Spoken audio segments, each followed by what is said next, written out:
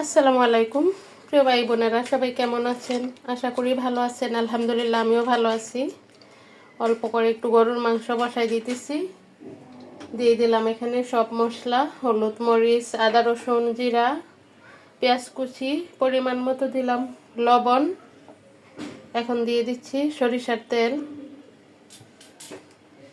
এখন আমি ভালো করে মাখাইয়া তারপরে বসাই দিব চুলায়।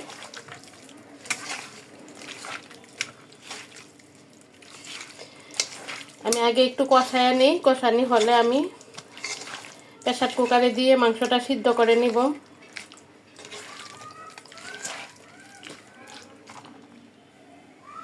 একদম মাখানি কমপ্লিট হয়ে গেছে। আর সাথে দেওয়ার জন্য আলু রেডি করলাম। সোজা চুলায় বসাই দিলাম। এখন একটু কষায় নিই। মাংসটা কিন্তু কষানি হয়ে যাচ্ছে। আমি এখন একটু প্রেসার কুকারে ঢেলে সিদ্ধ করে নিব।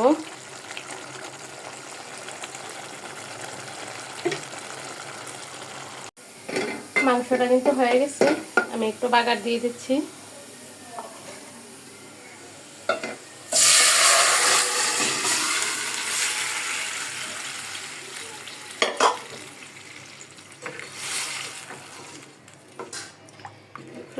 জুল জুল করে রান্না করলাম। আলু দিয়ে গরুর মাংস আলু দিয়ে রান্না কিন্তু কমপ্লিট হয়ে গেছে। এখন আমি আপনাদের পরিবেশন করে দেখালাম। একদম লাল ঝোল।